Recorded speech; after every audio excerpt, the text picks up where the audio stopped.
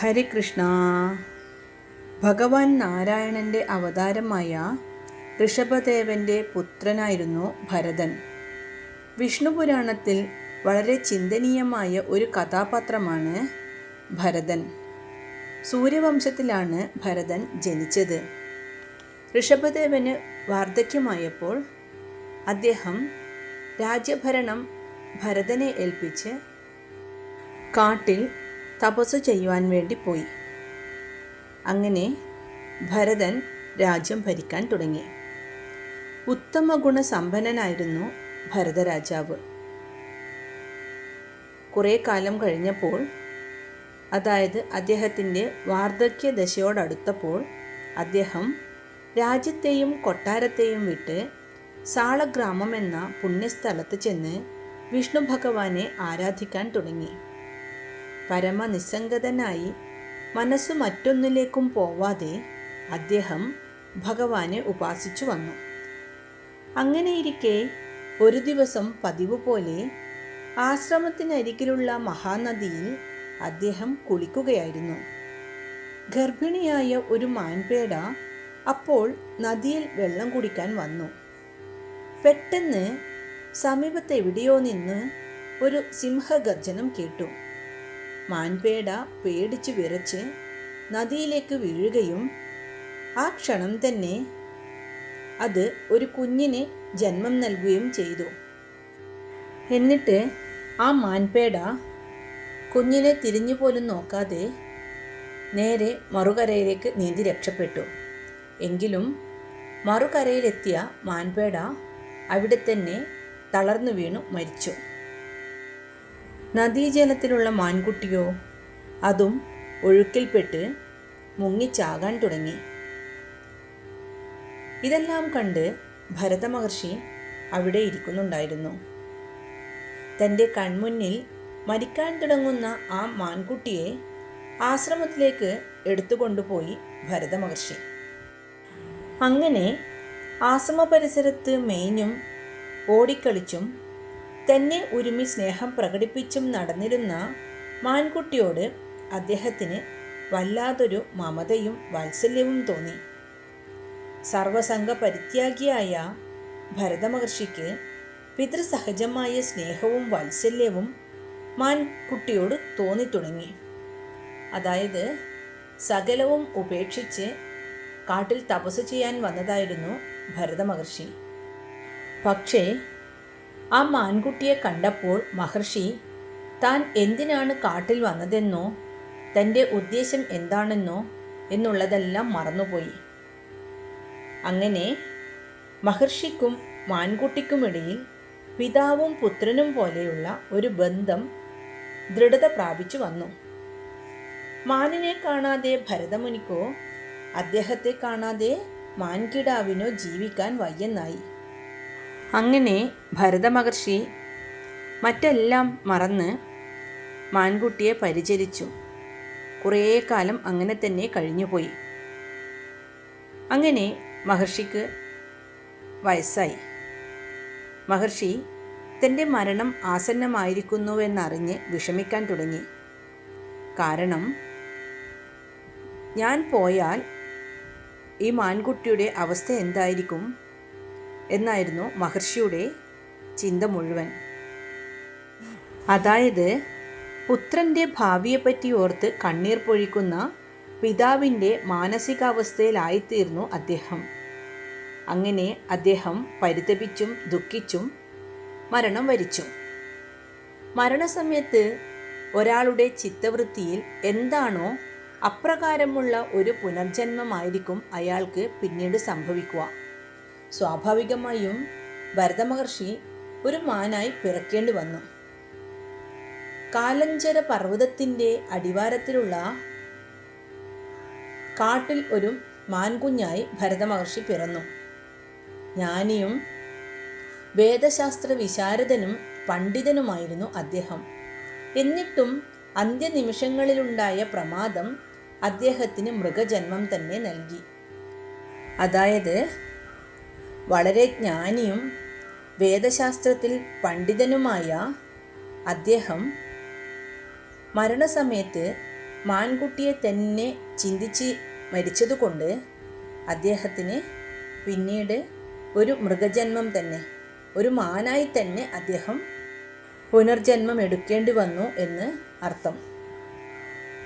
പക്ഷേ ആ മൃഗജീവിതത്തിലും അദ്ദേഹത്തിന് പൂർവജന്മസ്മരണ ഉണ്ടായിരുന്നു. പൂർവജന്മസ്മരണയുണ്ടായപ്പോൾ അദ്ദേഹത്തിന് വളരെ വ്യസനമായി. മാൻകുട്ടിയോടുള്ള അതിര് കവിഞ്ഞ വാത്സല്യമാണ് മൃഗജന്മത്തിന് കാരണമായത്. അതുകൊണ്ട് ഇനിയെങ്കിലും അങ്ങനെയുള്ള ഗതി വരാതിരിക്കാൻ ശ്രദ്ധിക്കണമെന്ന് അദ്ദേഹം തീർച്ചപ്പെടുത്തി. അദ്ദേഹം തൻ്റെ പിതാവിനെയും മറ്റു മൃഗസംഘത്തെയും ഉപേക്ഷിച്ച് പൂർവജന്മത്തിൽ താൻ തപസ്സനുഷ്ഠിച്ചിരുന്ന സാള ഗ്രാമത്തിലേക്ക് തന്നെ തിരിച്ചുപോയി. അവിടെ ഒരു തപസ്വിക്ക് തുല്യമായ ജീവിതം നയിച്ചു. ഒടുവിൽ മൃഗശരീരത്തിൽ നിന്ന് മോചനം നേടി. തുടർന്ന് ഒരു ഉത്തമ ബ്രാഹ്മണ കുടുംബത്തിലായിരുന്നു പിന്നെ ജനിച്ചത്. അപ്പോഴും പൂർവജന്മ സ്മരണയും തത്വബോധവും ഉണ്ടായിരുന്നതിനാൽ ലൗകിക ബന്ധങ്ങളിൽ നിന്ന് പൂർണ്ണമായും വേറിട്ട ഒരു ജീവിതമാണ് അദ്ദേഹം നയിച്ചത്. അതായത് ആരുമായും ഒരു ബന്ധവുമില്ല, ആരുടെയും ചോദ്യങ്ങൾക്ക് മറുപടിയും നൽകിയിരുന്നില്ല, ആരോടും മിണ്ടുകയുമില്ല. എങ്കിലും ആത്മജ്ഞാനം കൊണ്ടും യോഗസിദ്ധികൾ കൊണ്ടും ഉജ്ജ്വല തേജസ്സുള്ളതായി തീർന്നു ആ ശരീരം. അദ്ദേഹത്തിൻ്റെ അച്ഛൻ മരിച്ചപ്പോൾ സഹോദരന്മാർ ഭരതനെ കൊണ്ട് വയലിൽ കഠിനമായി പണിയെടുപ്പിച്ചു. അവർ അദ്ദേഹത്തിന് നല്ല ഭക്ഷണം കൊടുത്തിരുന്നില്ല. ആർക്കു വേണ്ടിയും യാതൊരു പ്രതിഫലേച്ഛയും ഇല്ലാതെ കഠിനമായി അധ്വാനിക്കാൻ തയ്യാറായിരുന്ന ഭരതനെ എല്ലാവരും ഇഷ്ടപ്പെട്ടിരുന്നു. ആ സേവന സന്നദ്ധതയെ പലരും ചൂഷണം ചെയ്യുകയും ചെയ്തു. എന്നാലും ഭരതൻ ഒന്നും മിണ്ടുകയില്ലായിരുന്നു. അദ്ദേഹത്തിൻ്റെ വായിൽ നിന്ന് യാതൊരു വർത്തമാനവും വരാറില്ലായിരുന്നു. പൃഷതൻ എന്ന രാജാവാണ് അക്കാലത്ത് ആ രാജ്യം ഭരിച്ചിരുന്നത്. അദ്ദേഹം രാജ്യകാര്യങ്ങൾ സൂക്ഷ്മമായി അറിഞ്ഞു വരാൻ ചാരന്മാരെ നിയോഗിച്ചിരുന്നു. അവർ സന്ദർഭവശാൽ ഭരതനെ കണ്ടുമുട്ടി. അദ്ദേഹത്തിൻ്റെ യോഗ്യതകൾ അറിയാൻ കഴിഞ്ഞില്ലെങ്കിലും ആ ആരോഗ്യ ദൃഢഗാത്രം അവരെ ആകർഷിച്ചു. അവരിൽ ഒരാൾ തൻ്റെ ഇഷ്ടദേവതയായ ഭദ്രകാളിക്ക് നരബലി കൊടുക്കാൻ ഭരതനെ പിടികൂടണമെന്ന് നിശ്ചയിച്ചു. ഒരു രാത്രിയിൽ രാജകിങ്കരന്മാർ വന്ന് ഭരതനെ പിടിച്ചുകൊണ്ടുപോയി. അദ്ദേഹത്തെ സർവാഭരണ വിഭൂഷിതനാക്കി ദേവി വിഗ്രഹത്തിന് മുമ്പിൽ കൊണ്ടുവന്നു. എന്നാൽ എല്ലാം അറിയുന്നവളാണല്ലോ സർവേശ്വരിയായ കാളീദേവി. മഹാജ്ഞാനിയായ ഒരു താപസ ശ്രേഷ്ഠൻ്റെ രക്തം തൻ്റെ മുമ്പിൽ ചിന്തുന്നത് തടയാൻ വേണ്ടി ദേവി ഭയങ്കര സ്വരൂപിണിയായി അവിടെ പ്രത്യക്ഷപ്പെട്ടു. ഭരതനെ ബലിയർപ്പിക്കാൻ കൊണ്ടുവന്ന ഭടനെ അട്ടഹാസത്തോടെ വലിച്ചു കീറി രക്തം പാനം ചെയ്തു. മറ്റുള്ളവർ ഭയന്നു നിലവിളിച്ചുകൊണ്ട് ഓടാൻ തുടങ്ങി. അതിനുശേഷം ദേവി അവിടെ നിന്നും അന്തർധാനം ചെയ്തു. ഭരതൻ തൻ്റെ ഗൃഹത്തിലേക്ക് മടങ്ങിപ്പോയി. അദ്ദേഹം താൻ ചെയ്തിരുന്ന ജോലിയിൽ മുഴുകി. അക്കാലത്ത് സിന്ധു സൗവീര രാജ്യങ്ങളുടെ അധിപതിയായി രഘുഗണൻ എന്നൊരു രാജാവുണ്ടായിരുന്നു. അദ്ദേഹം ധാർമ്മികനും പ്രതിഭാശാലിയുമായിരുന്നു. എന്നാൽ സംസാരത്തെ വെടിഞ്ഞ് ലൗകിക ദുഃഖങ്ങൾക്ക് ശാശ്വത പരിഹാരം കാണുന്നതിന് അദ്ദേഹത്തിന് കഴിഞ്ഞില്ല. വൈരാഗ്യ ആയിരുന്നെങ്കിലും ശരിയായ മോക്ഷമാർഗം അദ്ദേഹത്തിന് അജ്ഞാതമായിരുന്നു. അതിനാൽ സർവജ്ഞനും യോഗിയുമായ കപില മഹർഷിയെ കണ്ട് ഉപദേശം തേടണമെന്ന് നിശ്ചയിച്ച് അദ്ദേഹം കപിലാശ്രമത്തിലേക്ക് പുറപ്പെട്ടു. പല്ലക്കിലായിരുന്നു അദ്ദേഹത്തിൻ്റെ യാത്ര. ഒന്നോ രണ്ടോ അമാലന്മാർ കൂടെയുണ്ടെങ്കിൽ നന്നായിരുന്നു എന്ന് പല്ലക്ക് ചുമക്കുന്നവർക്ക് തോന്നി. പോകും വഴിക്ക് അവർ അതും തിരക്കുന്നുണ്ടായിരുന്നു. അവർ ഇക്ഷുമതി നദിയുടെ തീരത്തെത്തി. അവിടെ ഒരു വൃക്ഷത്തണലിൽ രാജാവ് വിശ്രമിക്കാനിരുന്നു. ആ സന്ദർഭത്തിലാണ് അമാലന്മാർ വയലിൽ പണിയെടുത്തു കൊണ്ടിരുന്ന ഭരതനെ കണ്ടത്. ദൃഢതയാർന്ന ശരീരവും വിനയം കലർന്ന പെരുമാറ്റവും കണ്ടപ്പോൾ ഇയാൾ തന്നെ നമ്മൾ അന്വേഷിച്ചു നടന്ന ആൾ എന്ന് നനച്ച് അവർ അദ്ദേഹത്തെ പിടിച്ചുകൊണ്ടുവന്ന് രാജാവിൻ്റെ പല്ലക്ക് ചുമക്കാൻ ആവശ്യപ്പെട്ടു. എന്നാൽ തികഞ്ഞ വൈരാഗിയും ശാന്തചിത്തനുമായിരുന്ന ഭരതൻ്റെ നടത്തം മറ്റ് അമാലന്മാർക്കൊപ്പം എത്തിയില്ല. പലപ്പോഴും അദ്ദേഹം സ്വയം മറന്നും ദിശ മറന്നും നടന്നതിനാൽ പല്ലക്കിനകത്തിരുന്ന രാജാവിന് അസ്വസ്ഥത തോന്നി. അദ്ദേഹം അമാലന്മാരെ ശാസിക്കാൻ തുടങ്ങി. അപ്പോൾ അവർ ഭരതനെ മുന്നോട്ട് നിർത്തി രാജാവിനോട് പറഞ്ഞു, ഇവൻ പല്ലക്ക് ചുമക്കാൻ പുതുതായി നിയോഗിക്കപ്പെട്ടവനാണ്. ഇവൻ്റെ മടി കൊണ്ടാണ് പല്ലക്ക് ഉലയുന്നത്. അങ്ങ് ഇവനോട് ഞങ്ങൾക്കൊപ്പം ശ്രദ്ധിച്ച് നടന്ന് നീങ്ങാൻ കൽപ്പിച്ചാലും. അപ്പോൾ രാജാവ് തല പുറത്തേക്കിട്ട് ചോദിച്ചു, ആരോഗ്യമുള്ള ശരീരം നിനക്കുണ്ടല്ലോ. കുറച്ചു നേരം പല്ലക്ക് ചുമന്നപ്പോഴേക്കും നീ തളർന്നുപോയോ? അധിക ഭാരം തോന്നുന്നത് കൊണ്ടാണോ ഇവർക്കൊപ്പം നടന്നെത്താത്തത്? ഭരതൻ രാജാവിനോട് മറുപടി പറഞ്ഞു, രാജാവേ, എനിക്ക് ആരോഗ്യവുമില്ല, ഞാൻ പല്ലക്ക് ചുമക്കുന്നുമില്ല, എനിക്ക് ക്ഷീണവുമില്ല. ഈ വാക്കുകൾ രാജാവിനെയും പരിജനത്തെയും അത്ഭുതപ്പെടുത്തി. ബുദ്ധിസ്ഥിരത നഷ്ടപ്പെട്ട ഒരാളിൻ്റെ വാക്കുകളാണോ അതെന്നും അവർക്ക് തോന്നി. എങ്കിലും ആ വാക്കുകളിൽ മറ്റെന്തെങ്കിലും നിഗൂഢമായ സത്യം ഒളിഞ്ഞിരിക്കുന്നുണ്ടാവുമോ എന്നറിയാൻ രാജാവ് ചോദിച്ചു, നിനക്ക് കാഴ്ചയിൽ ആരോഗ്യവും തടിയുമുണ്ട്, പല്ലക്ക് നീ ചുമക്കുകയും ചെയ്യുന്നു, അതിനാൽ തന്നെ ക്ഷീണവും ഉണ്ടാകണം. എന്നിട്ടും എന്താണ് ഇപ്രകാരം സംസാരിക്കുന്നത്? രാജാവിൻ്റെ ചോദ്യങ്ങൾക്ക് ഭരതൻ മറുപടി പറഞ്ഞു, രാജാവേ, അങ്ങയുടെ കാഴ്ചപ്പാട് ശരിയല്ല. ഞാൻ പല്ലക്കെടുത്തു എന്ന് പറയുന്നതും ഞാൻ ക്ഷീണിതനാണെന്നുമെല്ലാം അങ്ങയുടെ വെറും തോന്നലുകളാണ്. അതിന് കാരണമിതാണ്, കാലടികളെ താങ്ങുന്നത് ഭൂമിയാണ്. അപ്പോൾ കാലടികളുടെ ഭാരം എനിക്കില്ല. കാൽമുട്ടുകളടക്കമുള്ള മുഴങ്കാലുകളെ വഹിക്കുന്നത് കാലടികളാണ്. കാൽത്തുടകളും വയറും കൂടിയ ഭാഗങ്ങളെ വഹിക്കുന്നത് കാൽമുട്ടുകളും മാറിടം മുതൽ കഴുത്തുവരെയുള്ള ഭാഗത്തെ വയറും ശിരസ്സിനെ കണ്ഠവും വഹിക്കുന്നു. അപ്പോൾ ശരീരത്തിൻ്റെ ഏതു ഭാഗത്തിൻ്റെ ഭാരമാണ് എനിക്കുള്ളത്? ചുമലുകളാണല്ലോ പല്ലക്കിനെ വഹിക്കുന്നത്. ചുമലിനെ വഹിക്കുന്നത് ഞാനല്ലെങ്കിൽ പിന്നെ പല്ലക്കിൻ്റെ വാഹകൻ ഞാനാകുന്നതെങ്ങനെ? അങ്ങനെയെങ്കിൽ എനിക്ക് ക്ഷീണമുണ്ടാകുന്നതെങ്ങനെ? ശരീരബോധമുള്ളത് കൊണ്ടാണ് രാജാവേ അങ്ങേക്ക് ഈ സംശയങ്ങൾ. പഞ്ചഭൂത നിർമ്മിതമത്രേ ശരീരം, അവ ആരുടേതുമല്ല. പഞ്ചഭൂതങ്ങളെ സത്വാദി ത്രിഗുണങ്ങളാണ് വഹിക്കുന്നത്. ത്രിഗുണങ്ങളാകട്ടെ കർമ്മത്തിനധീനമാണ്. ജീവൻ കർമ്മത്തോടു കൂടിയതാണ്. അജ്ഞാനം കൊണ്ട് കർമ്മത്വത്തെയും ഭോഗത്തെയും വളർത്തി കർമ്മബന്ധമുണ്ടാക്കുന്നു. അതിനാലാണ് ശരീരത്തിന് അഹന്തയും മമതയുമൊക്കെ ഉണ്ടാകുന്നത്. ആത്മാവ് ശുദ്ധവും നിർഗുണ സ്വരൂപിയുമാണ്. അതിന് വൃദ്ധിക്ഷയങ്ങളോ സുഖദുഃഖങ്ങളോ ഒന്നുമില്ല. അത് അനേകങ്ങളില്ല, ഒന്നേയുള്ളൂ. അതിനാൽ വ്യക്തിയെന്നും ഞാനെന്നുമൊക്കെ ആത്മാവിനെ വിവക്ഷിക്കുന്നത് അർത്ഥശൂന്യമാണ്. പല്ലക്ക് എനിക്ക് ഭാരമാണെങ്കിൽ അങ്ങേക്കും ഭാരം തന്നെ. കാരണം നമ്മൾ രണ്ടുപേരും ഒരേ ആത്മാവിനെയല്ലേ ഞാനെന്ന് അഭിമാനിക്കുന്നത്. ഈ പല്ലക്ക് ഉണ്ടാക്കിയിരിക്കുന്ന അതേ പദാർത്ഥങ്ങൾ കൊണ്ട് തന്നെയാണ് ശരീരവും നിർമ്മിച്ചിരിക്കുന്നത്. ശരീരത്തിൽ കടന്നു കയറുന്ന അഹന്താഭിമാനങ്ങളാകുന്ന മിഥ്യാസങ്കല്പമാണ് എല്ലാ കുഴപ്പങ്ങൾക്കും കാരണം. അതായത് ഭരതൻ പറഞ്ഞതിൻ്റെ അർത്ഥം ഇതാണ്: ഇവിടെ രണ്ട് എന്നൊന്നില്ല, എല്ലാം ഒന്നു തന്നെയാണ്. എല്ലാവരുടെയും ഉള്ളിൽ വസിക്കുന്ന ആത്മാവ് ആ ഈശ്വരൻ തന്നെയാണ് എന്നാണ് ഇതിൻ്റെ അർത്ഥം.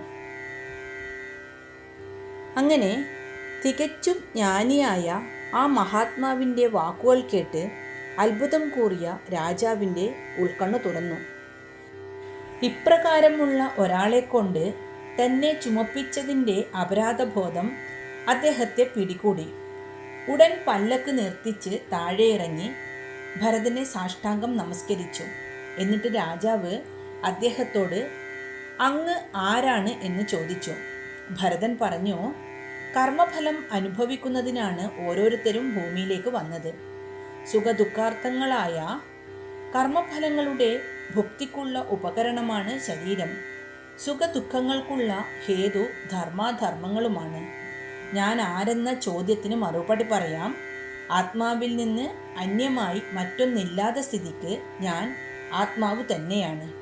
മനുഷ്യൻ, മൃഗം, ദേവൻ, അസുരൻ, പുരുഷൻ, സ്ത്രീ എന്നിവയെല്ലാം മിഥ്യാകൽപ്പനകൾ മാത്രമാണ്.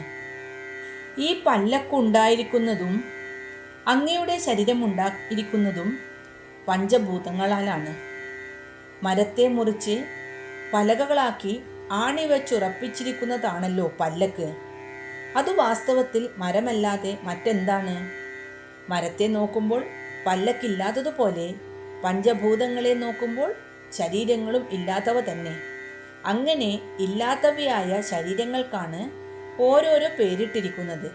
പശു, ആട്, പട്ടി, മനുഷ്യൻ, മരം, കല്ല് എന്നിങ്ങനെ എല്ലാ പേരുകളും ഇല്ലാത്ത വസ്തുക്കളെ അപേക്ഷിച്ചുള്ള വെറും കൽപ്പനകൾ മാത്രമാണ്. ആത്മാവ് മാത്രമേ സത്യമായുള്ളൂ. ആത്മാവിൽ കൽപ്പിക്കപ്പെട്ട മിഥ്യാരോപണങ്ങളാണ് മറ്റെല്ലാം.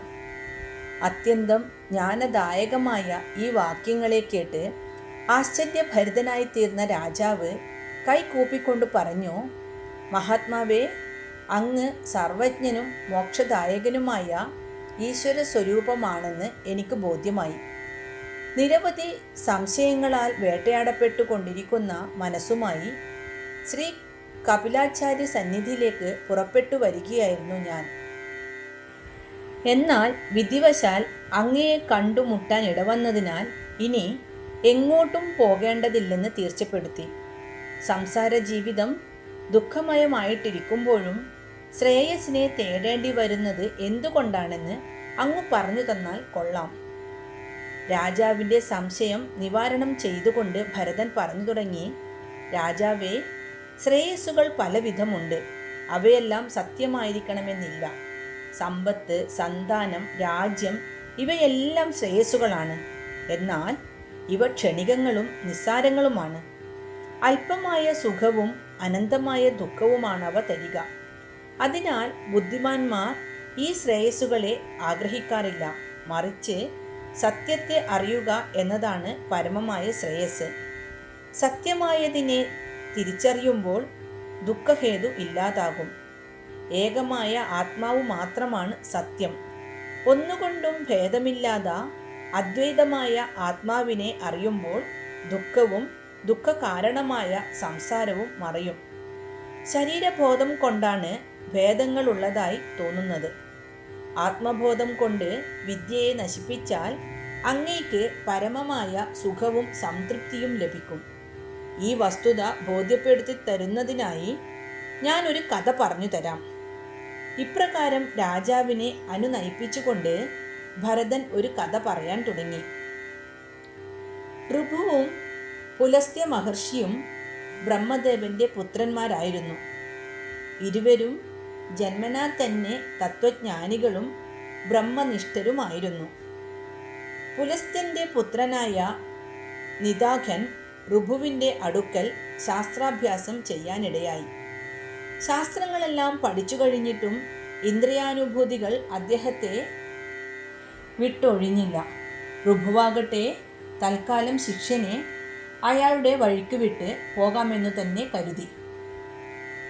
വിദ്യാഭ്യാസത്തിന് ശേഷം നിദാഘൻ വിവാഹം കഴിച്ച് ദേവികാ നദിയുടെ തീരത്ത് താമസം ആരംഭിച്ചു. ഗൃഹസ്ഥാശ്രമിയായി അവിടെ വളരെ കാലം കഴിഞ്ഞപ്പോൾ ഒരു ദിവസം ഋഭു ആ വഴിക്ക് വന്നു. സംസാര സുഖങ്ങളെല്ലാം അനുഭവിച്ചു കഴിഞ്ഞ തൻ്റെ ശിഷ്യന് ജ്ഞാനോപദേശം നൽകുന്നതിന് വേണ്ടിയായിരുന്നു ഋഭു അവിടെ എത്തിയത്. നിദാഘൻ പതിവ് പോലെ തൻ്റെ നിത്യകൃത്യങ്ങളെല്ലാം കഴിഞ്ഞ് ആഹാരം കഴിക്കാൻ തുടങ്ങുന്നതിന് മുമ്പ് അതിഥികൾ ആരെങ്കിലും ഉണ്ടോ എന്നറിയാൻ പുറത്തേക്ക് വന്നു നോക്കി. അപ്പോൾ ഒരു വൃദ്ധ ബ്രാഹ്മണൻ പടിക്കൽ നിൽക്കുന്നതായി കണ്ട് അദ്ദേഹത്തെ അകത്തേക്ക് ക്ഷണിച്ചു. സ്വാദിഷ്ടമായ ആഹാരം അദ്ദേഹത്തിന് വിളമ്പിക്കൊടുത്തു. വാസ്തവത്തിൽ ഗുരുവിനെ നിദാഘൻ തിരിച്ചറിഞ്ഞിരുന്നില്ല. എങ്കിലും ആദരവോടെ വിളമ്പിക്കൊടുത്ത രുചികരമായ ഭക്ഷണം അദ്ദേഹം മുഴുവൻ ഭക്ഷിച്ചു. അതിനുശേഷം, അങ്ങേക്ക് വിശപ്പ് മാറിയോ? ആഹാരം രുചികരമായിരുന്നോ? മനസ്സ് ശാന്തമായോ? അങ്ങ് എവിടെ നിന്ന് വരുന്നു?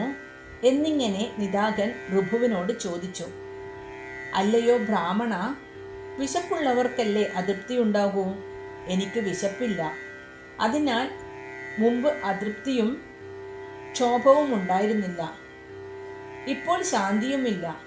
ആഹാരമെന്നത് ഭൂമിയുടെയും പാനീയമെന്നത് ജലത്തിൻ്റെയും അംശമാണ്. ആഹാരപാനീയങ്ങളെ കൊണ്ട് തൃപ്തി വരുന്നത് ശരീരാഭിമാനമുള്ള സംസാര ജീവികൾക്കാണ്. എനിക്ക് അതില്ല. ഞാൻ എങ്ങും നിറഞ്ഞിരിക്കുന്ന ആത്മാവാണ്. ഞാൻ പഞ്ചഭൂതങ്ങൾക്കും കാലത്തിനും തലത്തിനും അതീതനാണ്. വരിക, പോവുക എന്നിവയൊന്നും എനിക്കില്ല.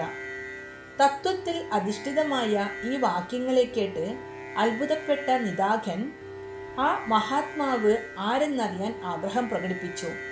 ഒടുവിൽ, ഞാൻ നിന്റെ ഗുരുവായ ഋഭുവാണ്. അങ്ങേക്ക് ജ്ഞാനോപദേശം തരാൻ വന്നതാണ്. എൻ്റെ ഉദ്ദേശം പൂർത്തിയായി ഞാനിതാ പോകുന്നു എന്ന് പറഞ്ഞുകൊണ്ട് ഋഭു അവിടെ നിന്നും പോയി. ഗുരുവിനെ തിരിച്ചറിഞ്ഞ നിമിഷം അദ്ദേഹത്തിൻ്റെ കാൽക്കൽ വീണ് നമസ്കരിക്കാനും അദ്ദേഹത്തെ വന്ദിച്ച് അനുഗ്രഹം വാങ്ങാനും നിദാഘൻ മറന്നില്ല. ഋഭു മഹർഷി പകർന്നു തന്ന ആത്മജ്ഞാനത്തെ മുറുകെ പിടിച്ച് ഇനിയുള്ള ജീവിതം നയിക്കാനായിരുന്നു നിദാഘൻ്റെ ശ്രമം. എങ്കിലും മനസ്സിനെ പൂർണ്ണമായും അടക്കി അദ്വൈത തത്വത്തിൽ ദൃഢപ്പെടുത്തി ജീവിക്കാനുള്ള അദ്ദേഹത്തിൻ്റെ ശ്രമം പൂർണ്ണമായും വിജയിച്ചു എന്ന് പറഞ്ഞുകൂടാ.